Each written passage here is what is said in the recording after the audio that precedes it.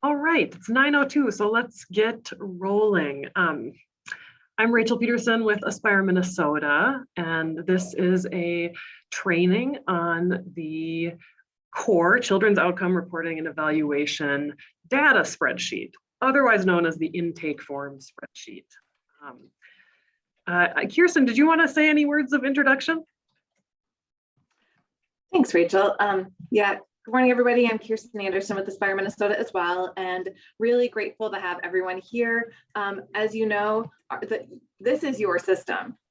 It's truly, as was its predecessor system, SDRS, the Student Data Reporting System, a cutting edge, first in the nation tool that we believe will bring incredible value to you and your service delivery models, diverse as they are throughout the continuum at Aspire Minnesota. We also believe it will be incredibly rich data and really able to capture some critical information about our field as we continue to serve and grow and move forward. So we are grateful for this opportunity, originally funded by the Sauer Foundation and now being developed in partnership with ETI, the Education Technology Innovation Office at the University of Minnesota. So those are our lovingly called geeks, developers, and our colleagues at the CASHU Center for Advanced Studies and Child Welfare who are advising the development of this tool. So context, right? That's the reason for being, and again, it's its best thing since sliced bread, as we've said numerous times. And as you all know, technology development is a journey. And so we're in a place where we have said, thank you to SDRS for all the blessings, good night, no longer capturing data there. And so 2022 is really the new benchmark for the going forward of your system core. And this is really a conversation about how we capture data as we anticipate a full launch in the next months and weeks. And that launch will include much discussion and support to you all as you integrate both the technology platform into your operations and think about how to best use the data and reporting functions within your organization. And today, we just wanted to really equip everyone with how to capture that initial data. So Rachel has developed it in partnership with ETI, and really grateful for all of that very thoughtful work. Just wanted to say welcome, extend our gratitude. And on this journey, it's quite exciting, full of twists and turns, and we know what the end of the game is, which is a system that's really going to deliver readily for you and the children, youth, and families you serve. Thanks, Kirsten. Much appreciated. I did want to mention, for those of you that have been utilizing the SDRS Student Data Reporting System that we, as Kirsten said, said thank you and good night to at the end of 2021. For those of you that were utilizing that system and have 2021 or earlier intakes with 2022 discharges, you can continue to use the SDRS paperwork. And as you had in the past, I'm collecting those still. Feel free to send those in to me. So those are 2021 or earlier intakes that have a 2022 discharge. You can still utilize the SDRS forms and system. So really the new core Children's Outcome Reporting and Evaluation system is looking at intake starting in 2022.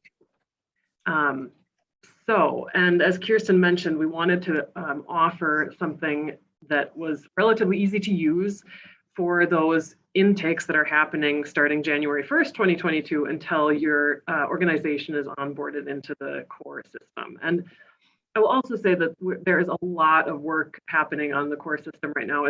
It's getting very close to being in a state where we can start onboarding organizations. So that's really exciting. It's important to do testing of these types of big online systems. So we're going to be doing that as well with a handful of organizations starting pretty soon. So thank you for joining today. Let's dive in. I will share my screen as we do this walkthrough. Feel free to, I'm not able to follow along with the chat very well when I'm sharing my screen. So you can, I might ask that Kirsten or Patrice kind of cue me into if anyone's asking questions through the chat. You can also just unmute and ask questions too. So this spreadsheet is available on the core tab on the Aspire Minnesota website. So there is a core tab. It's dedicated entirely to all things core. All previous webinars that we've done about core are on that tab. It's the tab on the far right of our website, aspiremn.org. This one will go there as well.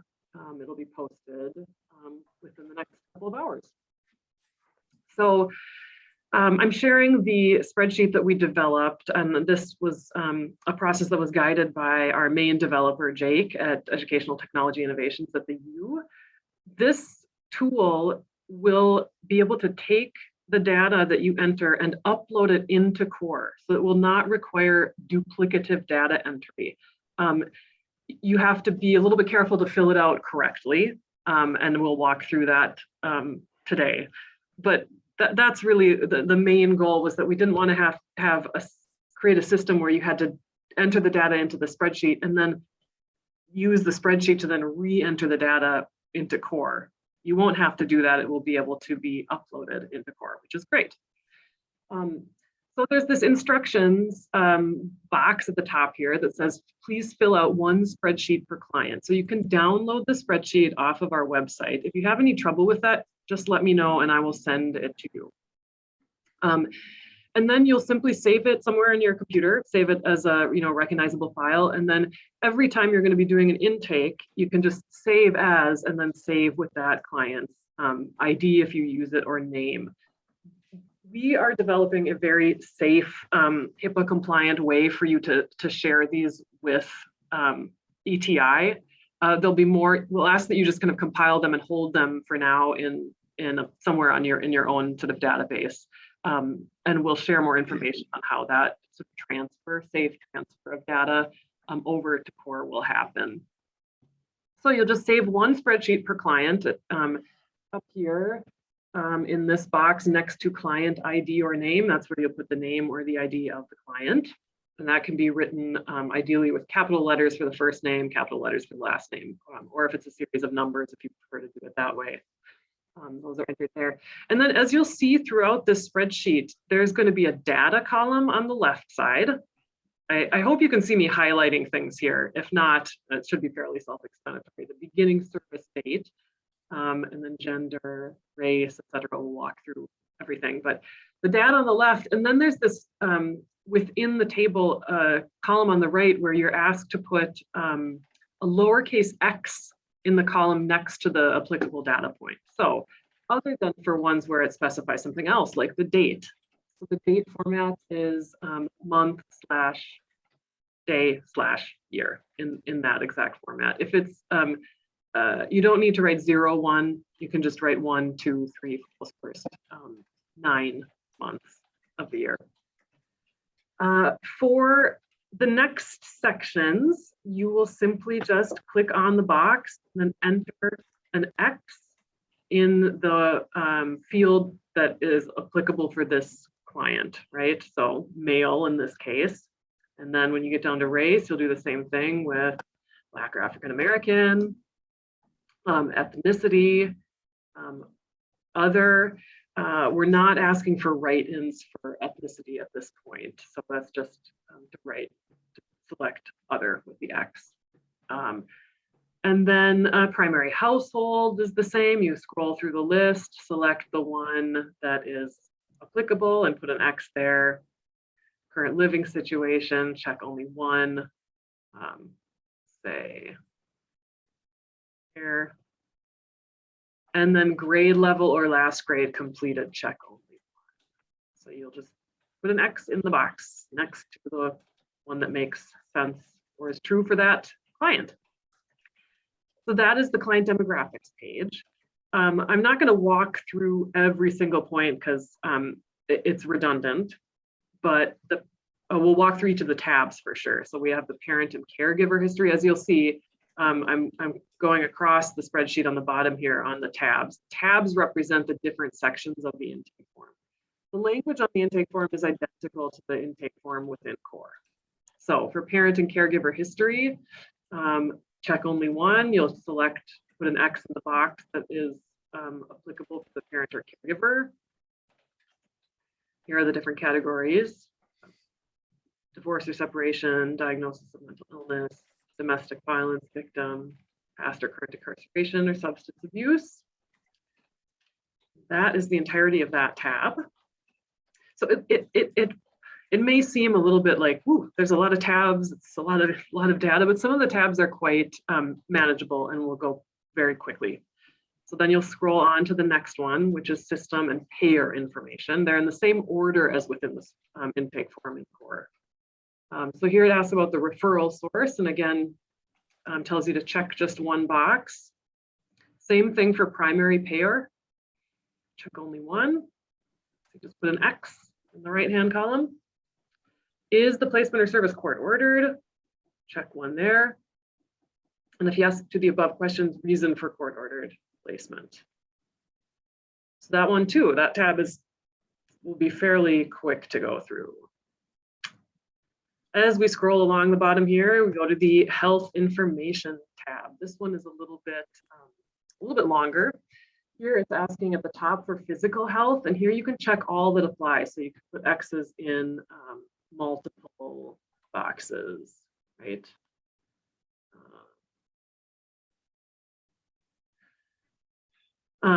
And then at the bottom, there's an option for other suspected but unconfirmed physical health condition or no concerns.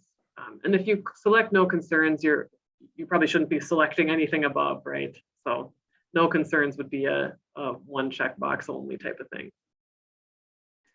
Rachel, we have a question. Yeah. The question is, and just to clarify, we can put as much in for each client as we want. If they decline some information or we aren't able to gather some of the questions, is it our discretion on how much of each profile is filled out? So the way that the intake form, that's a great question, is set up within core. For questions that are not, where the data is not required, you should have an option to not select. So for this case, no concerns, or you could select other. For other questions, because we want core to be a really valuable tool across the association, they will be required. So I hope that that's helpful information. With the spreadsheet, you will be able to leave things blank, obviously. There's nothing built into the spreadsheet that won't allow you to save it if it's not complete. If there's a section that is required that isn't completed when you upload the data from the spreadsheet into core, post-core launch, you probably won't be able to submit the intake form until that question is answered. But these questions that are required, they should really be ones that you have that information. It's pretty kind of basic and critical information and data collected for a client. But as I said, there are always options built in for the questions that are a little bit more flexible, not relevant, not applicable, etc. So down here, we've got mental health diagnosis. What we'd ask for you to do here is write in just either the code from DSM or the written words for the diagnosis if there is one, primary and a secondary if there is a secondary diagnosis. In core, when you're going to be utilizing that system, it's a really nice feature. You can just start typing attention, and attention deficit disorder will pop up, or you can type the code, the numbers, and that code will pop up as well. We obviously can't do, well, maybe a spreadsheet genius could have figured out how to do that, but I am not one of those. So you can just type in the diagnosis there. Okay, moving on, the next tab is the maltreatment history tab. And this is the experience of abuse or neglect. Check only one per category. And the categories here are mental injury. The categories are the ones that are bolded. And you'll see underneath the response options are the same for every bolded category. We've got mental injury, and here you select whether it's documented, suspected, but not documented, or and then none known or suspected. And again, you'll just put an X in the right-hand field that is true for that client. The fields are as follows: so physical abuse, sexual abuse, threatened injury, sexual exploitation.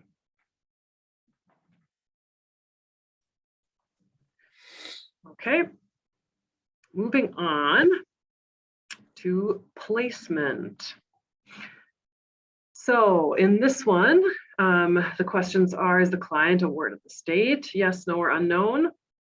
Put an X where it should be, and then has the client been legally adopted? We've actually changed the language on this one within the core system, and I'm just realizing this now. What I'll do is I will update it. It includes the, and Whitney, you're on here, the TLPL, the termination of legal. TLP. Thanks. TLP. Oh my goodness, now I can't even say it. TLP. Right. Oh my goodness, I can't remember it. Yeah.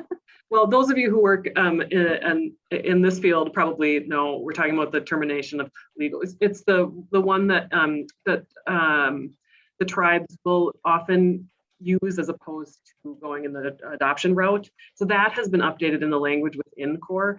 I will update the spreadsheet and repost it to the website so that it has that new language in it. I forgot to do that, apologies. And if you already have been using it, that's okay. If you want to make me aware of a TLPLC. EPLPC, got it. Thank you, Whitney. You're welcome. If you want to make me aware, you can email me and let me know that what you have, if you've already filled one out, we can make that adjustment. So, Rachel, there's another comment about just some of the language that we're using. And I think that, we've had many conversations within the core team about, gender, race and ethnicity, and, maltreatment, a lot of the terms that we're using, we want them to be transferable and statutorily relevant for the purposes of, the functional goal that we have of download upload between EHRs, et cetera. That's really, the precision is important. And then as it relates to statutory language, just so we are being clear, and there's always, a gap between how it is that we want to be speaking in the public and how it is that our terms are functioning. So the one example would be ward of the state, which is not a tremendously caring term. I know that Minnesota's youth or legacy youth have been other terms. So we will definitely, try to capture that as well as we continue this work. But, we want to be both sensitive, and I'm always, wanting to use the most descriptive terms as opposed to, the statutory terms, but this is the rub that we find ourselves in, how to make it, uniform and relevant with the terms that we have, and they're not always, they often are lacking. And so just wanted to be clear about that. It's a journey. Thanks, Kirsten. For this question, if yes to the above, so if you answered yes to the legally adopted question, how old was the client when they were adopted or when a TPLPC happened? And then you'll just write in, if you don't know specifically months, which very well might be the case, then you can just put 7 years old, right? Or 7 years and 4 months. Or you can select unknown by putting an X there. Number of finalized adoptions, and then you just can write in the number. Living situation, indicate the number of episodes per each. We're tweaking the language in the intake form, but for this purpose, I think this language is fine. When we say episodes, it's sort of experiences in these settings. So they are pre-adoptive, relative care, or foster care placement. So if they've had 2 of those types of placements, you would put 2 here. Group home episodes, they've been in 1 group home, etc.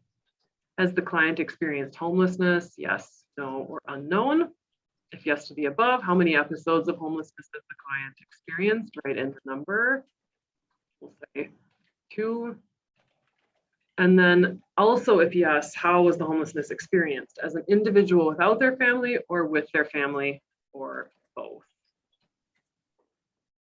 So moving across the bottom here, other system involvement and service. Has the client received any of the following services throughout their life? We have in-home CTSS services, Youth Act, outpatient substance use disorder treatment, outpatient clinic-based mental health services, day treatment, partial hospitalization. We're also going to add in hospitalization here as well. So that will be included in the updated spreadsheet that I will post today. We just had a meeting yesterday where we made some additional changes. School-related services, check all that apply. So again, you can put a checkbox next to any of these. Has the client been charged with a crime? Yes, no, unknown. If yes to the above question, was this a crime against persons? Yes, no, unknown. Was this a felony? And then when it's asking, was this a felony, they're asking of the above question, the crime against a person, the felony. Was it a crime against property? Yes, no, unknown. Let's see, moving along, presenting problems. Internalizing behaviors indicate the client's frequency or experience or engagement in the following internalizing behaviors. Your options here are never, rarely, sometimes, often, always, unknown, or and not applicable. And again, you'll just select the box that is relevant and put a lowercase x. And this list is exactly as is in the intake form in core. And here we have externalizing behaviors, same thing. Same format, I should say.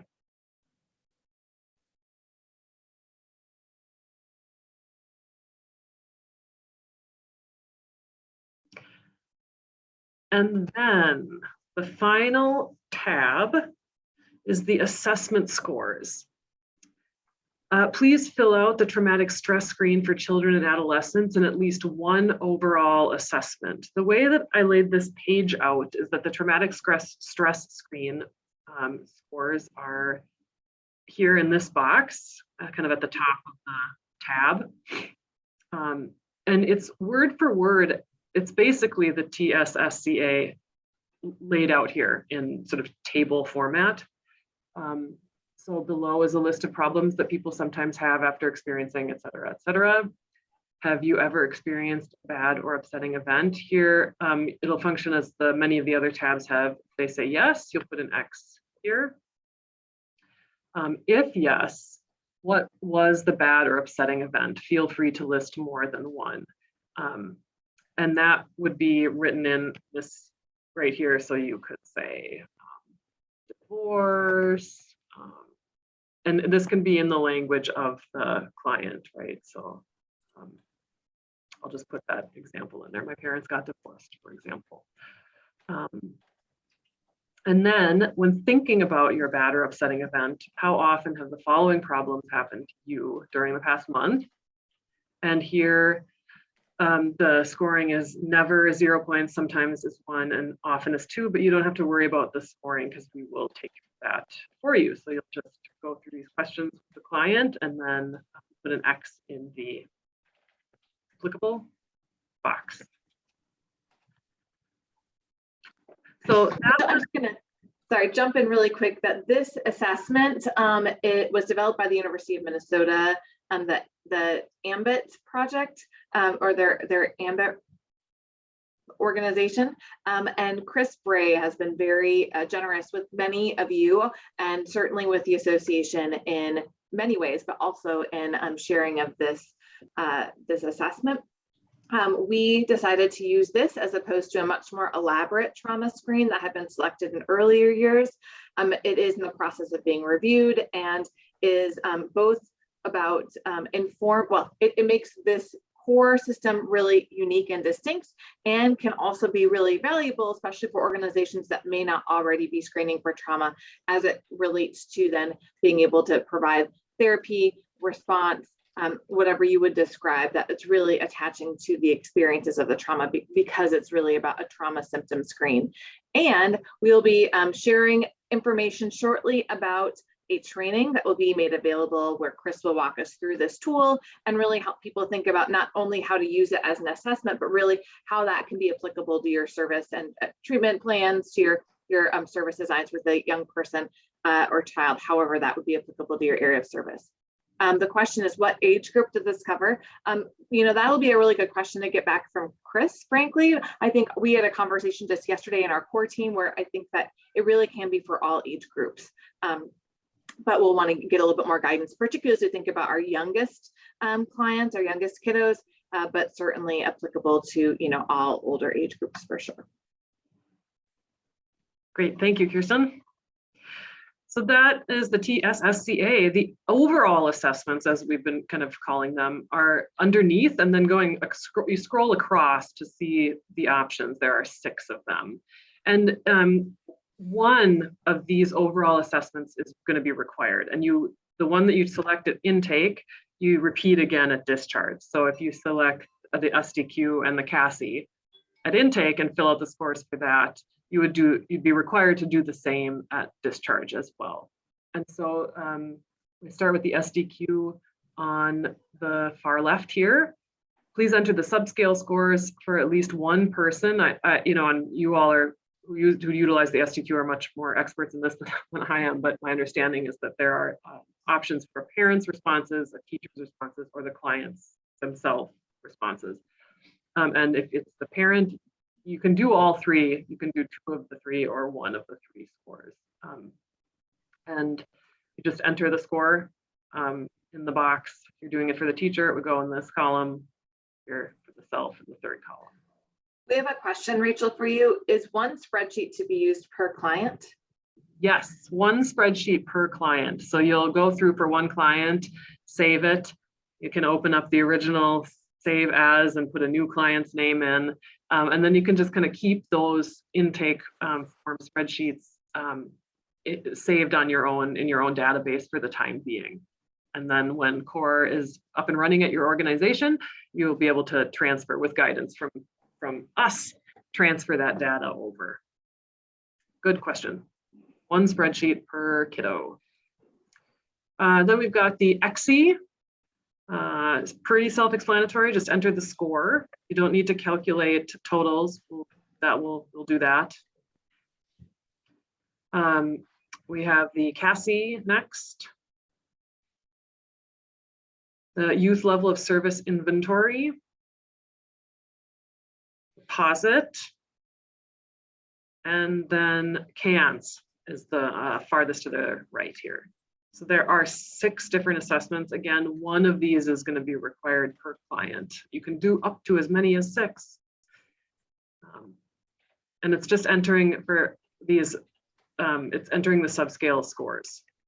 In core, you'll also enter subscale scores, and they'll also be within the system calculated automatically. And that is the final page of the data, the core data spreadsheet, or the intake form spreadsheet, as I've been calling it. So I am going to stop my share and take a look to see here if there are some. There's one more question. Do you anticipate we will be able to transfer data for multiple clients, i.e. a folder of spreadsheets at once, or will it have to be done one by one? That's a good question. My hunch is that Jake is our developer. He is very smart. I have a hunch that it'll be a pretty slick process. It also may, frankly, be something that that Aspire Minnesota and ETI kind of do for you. So more onto that technical piece later, but we really want to make this as smooth and easy as possible for you once you've taken the time to collect all this intake data and enter it into the spreadsheets.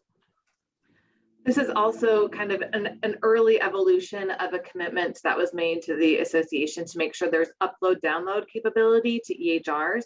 And of course, that is, anytime we talk about EHRs, immediately we're delved into a world of deep complexity where one can get lost, et cetera. And there's already been a tremendous amount of work done by our colleagues at ETI on how to make that possible. But again, this is more of a basic standard for the upload download functionality. I want to be really clear that it won't be uploading, downloading all of what is already inputted into the EHRs, but really, preventing duplication of some of those, basic pieces about the client's profile, et cetera. But anyway, this is a preamble of more to come.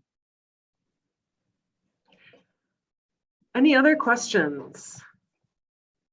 I have a question about the assessments that are on there. I'm just curious if there's an opportunity to use, once core is up and running, if there's the opportunity to import other assessments. We usually use, we use like the Youth Connections scale in the WITI. There's one more I can't remember the name of that Hennepin County requires for us. But. Yeah, that's thanks for that question, Karina. For right now, the simple answer is no, but I think that one of the beauty of core, in contrast to its predecessor SDRS, is that it's online, right? It's fluid and flexible. And this first year of core 2022, there are going to be lots of opportunities for feedback. Of course, that's what we want from the users. And also opportunities to add to it. I would say at this point, as Kirsten mentioned earlier, a lot of work and research and conversations have gone into the development of the system, including which assessments do we include. And a group of all of your peers have kind of made these specific choices. That is not to say that we can't add things in as the system kind of grows and develops and becomes more and more sort of perfect or even more useful for all of our very diverse members within the association. Yeah, one of the things we've been, go ahead. Oh, I was just gonna say thank you. That definitely makes sense. And I would invite you, Karina, could you please send Rachel and I a description of the assessments that you use? Because I think it'd be helpful for us to communicate that with the core team and with our ETI developers, because we are, again, on a journey, a meandering journey with a clear destination. And, just another comment to make on that front, the SDQ is a tool that has been long used, and we anticipate that there to be a conclusion of the SDQ shortly. And so just one other example of, a tool that's been, part of many of our colleagues' day-to-day operations and will come to a close. And so, the system here will have to reflect that as well. Awesome, thank you. Yeah, I'll definitely send you all the assessments we use. That would be great. Thank you, Karina. Any other questions?